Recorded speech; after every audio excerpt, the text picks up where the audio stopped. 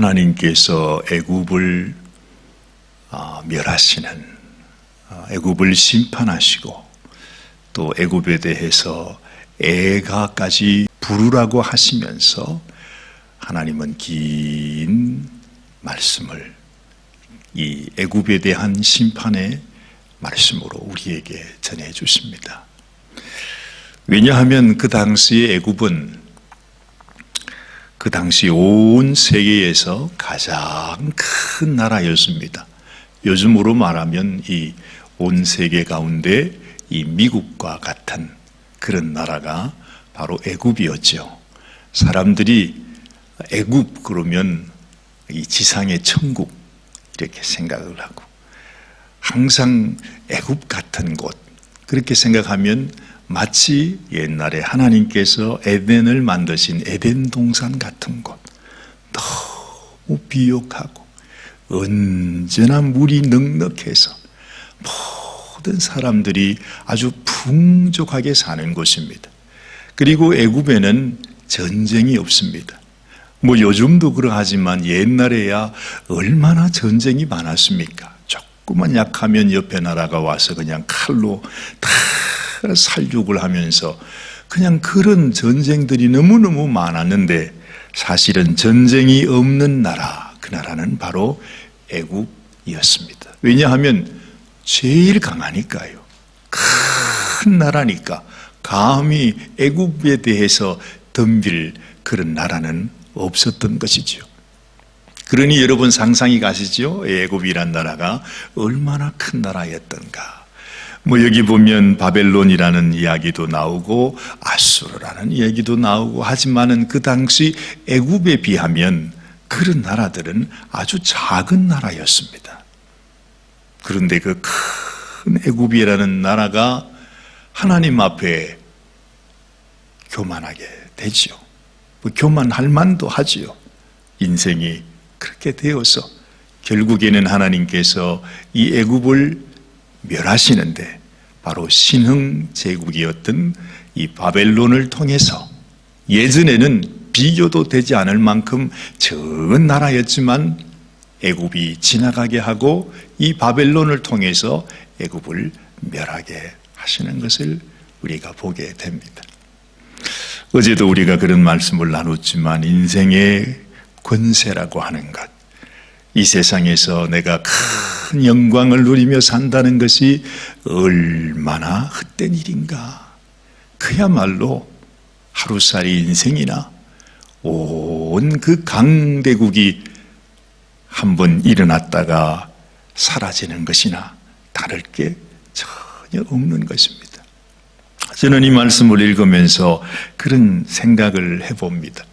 하나님께서 우리에게 큰 나라, 큰 인생, 또 많은 것을 맡긴 그런 하나님의 종이 될 수도 있고, 또 하나님께서 나에게 적은 것을 맡기고 적은 인생이 되고 아주 보잘것없는 인생으로 살아갈 수 있지만, 하나님께서는 큰 나라라고 해서 큰 것을 주시는 것이 아니라 관계없이 10달란트, 5달란트, 1달란트를 주시든지 우리가 그 작은 일에 충성하는 것이 하나님 앞에 훨씬 더 귀한 것이구나 하는 것을 깨닫게 되는 것이에요.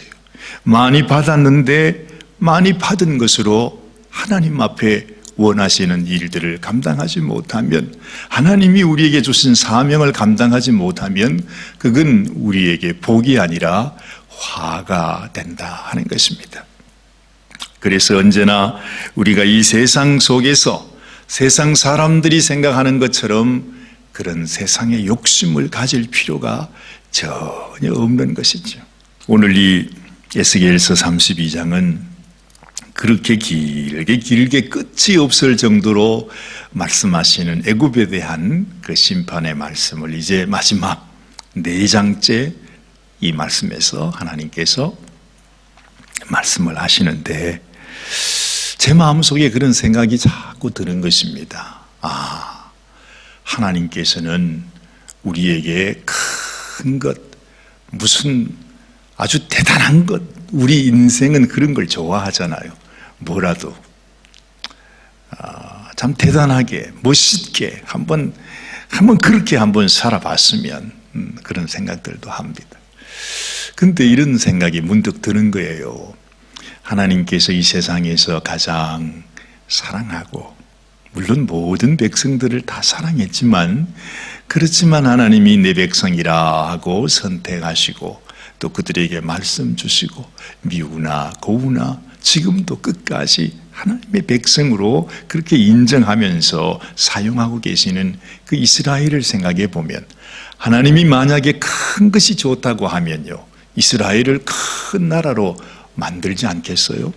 그런데 사실은 보면 이스라엘은 이 세상에서 가장 작은 나라에 속합니다. 하기야 세상에 가장 적다고 하는 우리 대한민국보다도 이스라엘은 훨씬 더 작잖아요. 그저 우리 한국의 강원도만한 나라가 이스라엘입니다. 그런데 하나님께서 그 작은 땅, 작은 나라를 하나님의 택한 백성이라, 그렇게 지금 모든 성경에서 그 이야기, 그 사연을 지금 얘기하고 계신 것입니다.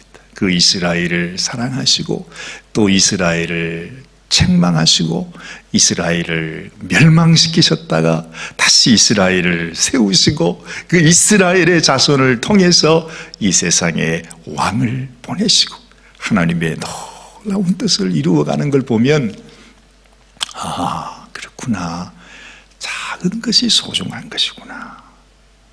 우리가 하나님이 내게 주신 은혜, 비록 내 작은 인생, 내 작은 가슴 속에 하나님이 나에게 베푸신 그 은혜를 기억하면서 나에게 하나님께서 이 사명을 주신 이유가 뭘까를 기억하고, 또 나라는 인생에게 하나님께서 당신의 이 귀한 뜻을 이루어 가시는 그 하나님의 마음을 알고 우리가 믿음으로 살아가는 게 얼마나 소중한지 몰라요. 하나님께서 애굽을 처음에 이렇게 세우시고 하셨을 때에 물론 애굽에게 맡은 그런 악역이 있었겠지요. 그런데 오늘 말씀을 보면 하나님의 마음을 이렇게 느끼게 돼요.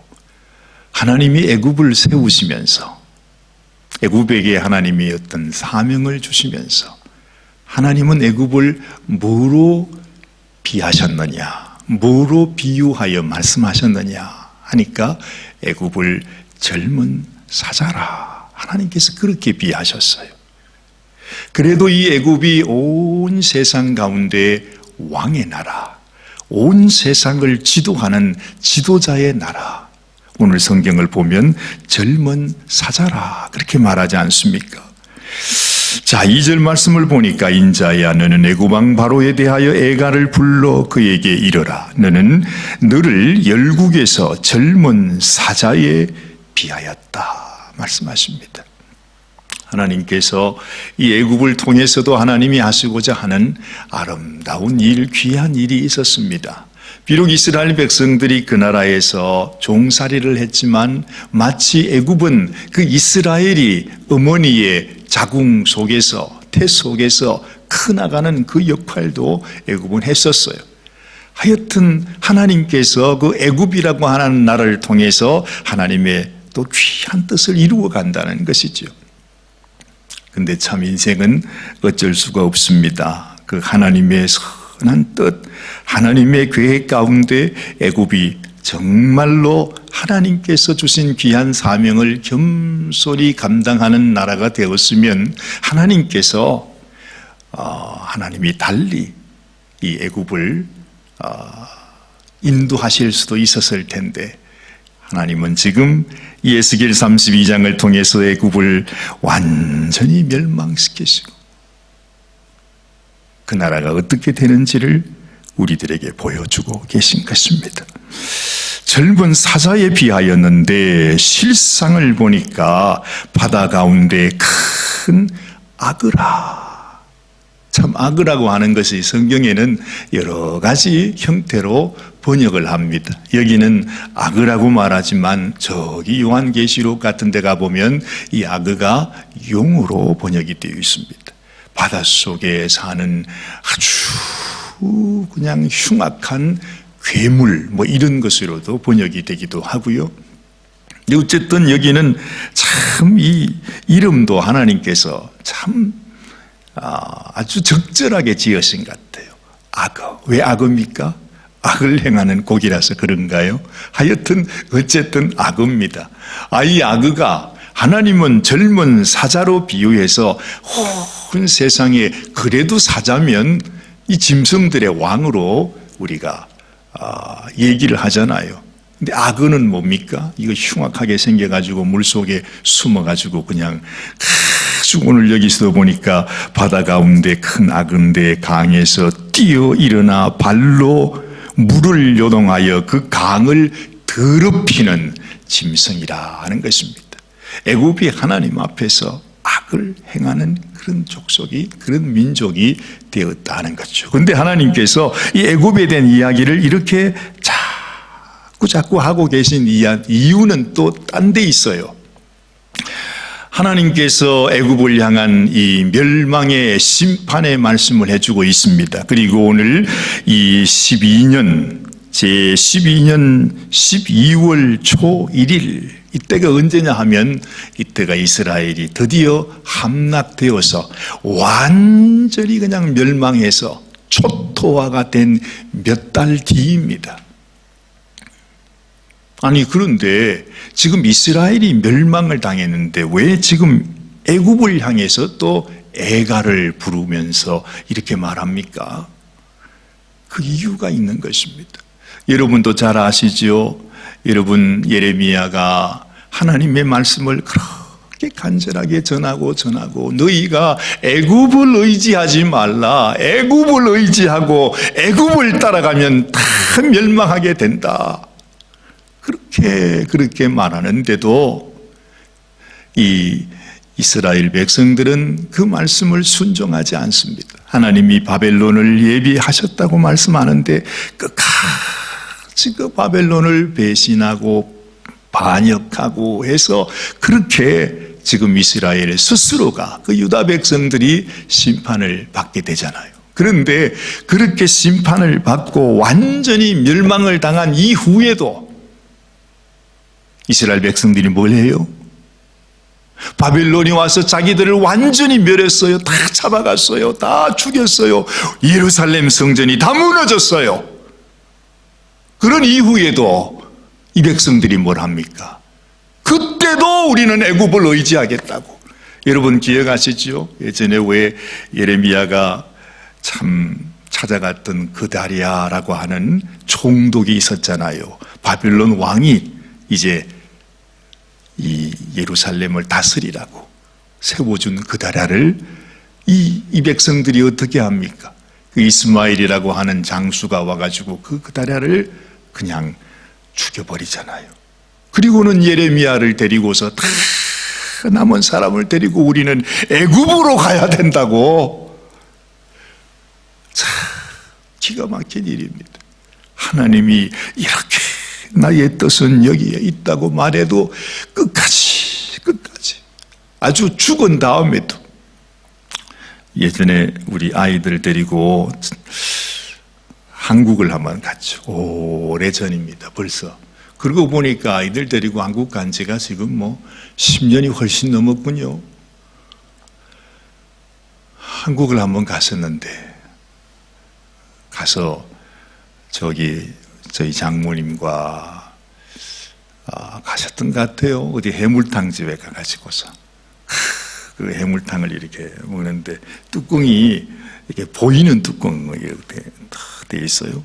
근데 왜 해물탕 집에 가면 요즘은 어떤지 모르겠어요. 이렇게 쭉 멀리 이렇게 많이 놓잖아요. 이렇게 다 놓고서 그 맨 위에다가 뭘 놓죠? 낙지입니까? 산 낙지를, 그다란 산 낙지를 거기에 얹어놓고 그게 다 보이는 뚜껑으로, 투명한 뚜껑으로 툭 덮어놔요. 그리고 불을 탁 켜놓는단 말이지. 그러면서 이제 기다리는 겁니다. 그런데 그 낙지가 그 안에서 막 움직이는데, 아이고 그러잖아. 이게 죽고 난 데도 말이죠. 아주 그냥 몽창몽창 다 잘라난 이후에도 계속 살아있는 것처럼. 하나님의 말씀을 순종하지 않겠다고 하는 그 악한 마음이 완전히 하나님께서 이스라엘을 심판하고 난 이후에도 나는 애굽으로 간다. 우리는 애굽으로 가야 산다. 그러면서 그 예레미야를 붙잡아가지고 끝까지 그 애굽에 가서 살잖아요. 그 예레미야는 애굽에 가서 거기서 돌아가셨다. 그렇습니다. 이게 우리입니다. 우리 인생이라는 것이 하여튼 무의식 중에도 끝까지 우리는 하나님 말씀을 순종하고 따라가기보다는 그 말씀을 거역하고 반대로 죄악을 향해 세상을 향해 하나님이 가지 말라고 그 길은 생명길이 살 길이 아니라고 말씀하는 그 길을 향해서 끝까지 가는 인생. 그게 누구였느냐? 그게 이스라엘 유다 백성들이었다는 것입니다.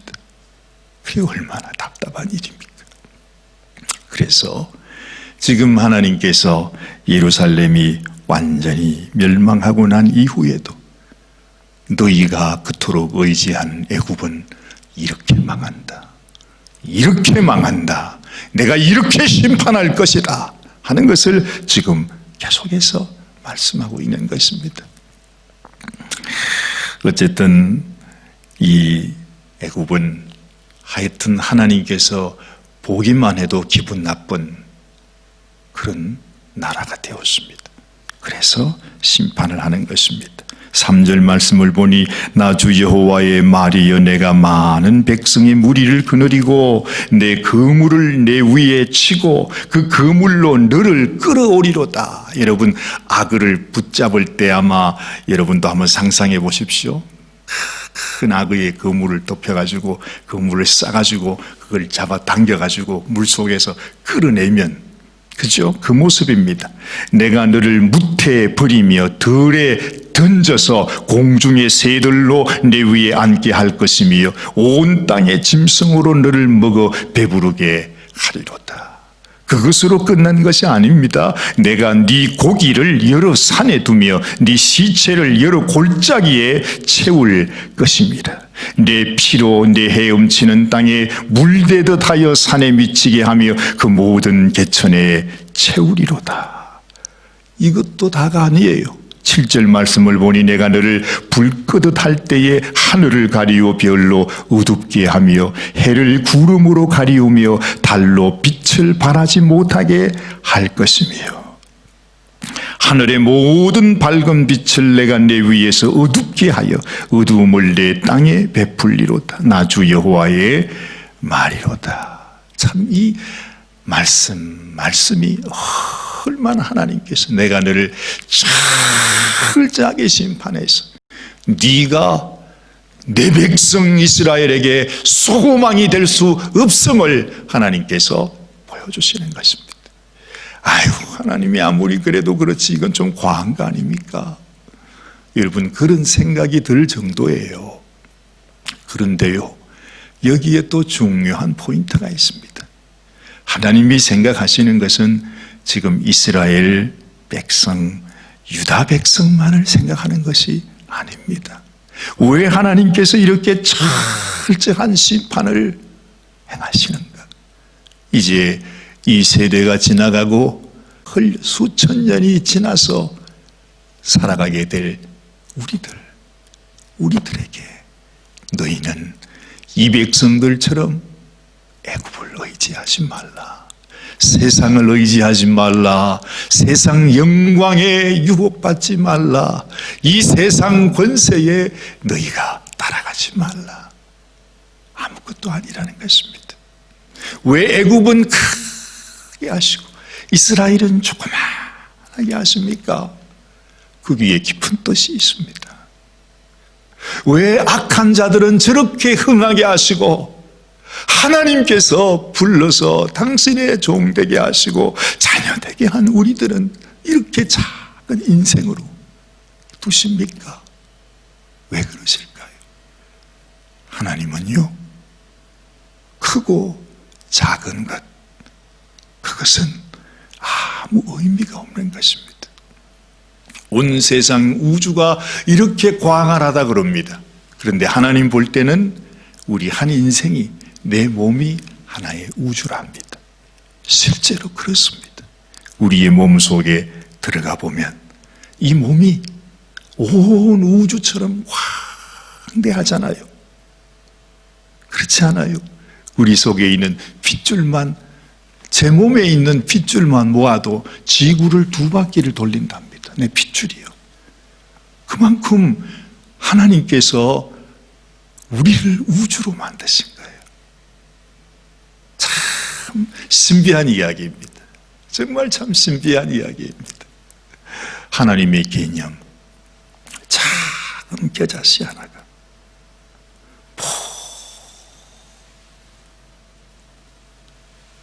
모든 세상을 다 품을 수 있을 만큼 예수님 한 분이 이 땅에 오셔서 당신이 우리를 위하여 십자가에 죽으심으로 모든 인류, 모든 백성들을 다 구원하신다고 하는, 그걸 보면요, 정말 이 세상에 내가 무슨 크고 작다 하는 이것은 이게 아무 의미가 없는 것이구나. 하나님이 내게 주신 귀한 하나님의 마음을 깨닫는 것, 그것을 내가 발견하고 그것을 순종하고 또 그 가운데 하나님의 뜻을 깨달아 살아가는 것이 얼마나 소중한지 몰라요. 그래서 작은 일에 충성하는 자가 내가 큰 일을 맡기실 수도 있다 하는 그 말씀처럼 내 인생 속에서 하나님, 나는 애굽이 되기를 원치 않고요, 나는 이스라엘이 되기를 원해요. 완전히 멸망한 것 같은데, 없어져 버린 것 같은데, 거기에서 또다시 하나님의 놀라운 새로운 세계, 새로운 세상, 하늘의 영원한 나라가 열리게 되는 것을 보는 것입니다. 자, 여기 보시면은, 여기 보십시오. 자, 11절 말씀부터 나 주 여호와가 말하며 바벨론의 왕의 칼이 네게 임하리로다. 이제 구체적으로 말하죠. 바벨론이 너를 멸하게 될 것이라고요. 내가 네 무리로 용사고 열국의 무서운 자들의 칼에 엎드러지게 할 것이며 그들이 애굽의 교만을 패하며 그 모든 무리를 멸하겠다. 문제는 교만이죠. 내가 크다고, 내가 강하다고, 내가 부하다고 그 교만을 하나님은 피하신다 하신 것입니다. 자, 13절 말씀입니다. 내가 또 그 모든 짐승을 큰 물가에서 멸하리니 사람의 발이나 짐승의 굽이 다시는 그 물을 흐리지 못할 것이며, 하나님께서 그 물을 흐리지 못하게 하겠다는 것입니다. 그 악을, 그리고 악한 고기들을, 그 어떤 것도 짐승의 더러운 굽이 이 물을 흐리게 하지 못하겠다 말씀하시면서 14절 보면 그때에 하나님의 날에 말이죠. 언젠가 하나님의 때에 내가 그 물을 맑게 하여 그 강으로 기름같이 흐르게 하리로다. 나 주 여호와의 말이로다. 여러분, 이게 무슨 말일까요?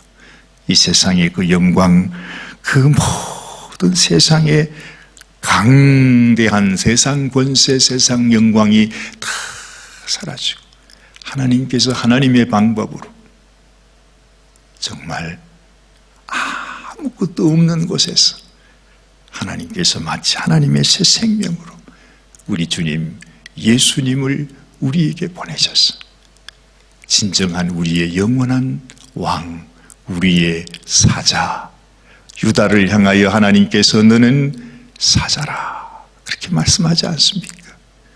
그 유다를 통해서 예수 그리스도를 보내시고 예수 그리스도를 통해서 하나님의 생수의 강이, 하나님의 그 영광의 생명의 강이 흐르게 하는 그 길로 하나님께서 이루어 가겠다는 말씀을 해주고 있는 것입니다. 오늘 아침에 우리의 마음속에 진실로 내가 하나님께서 나에게 원하시는 것이 뭘까?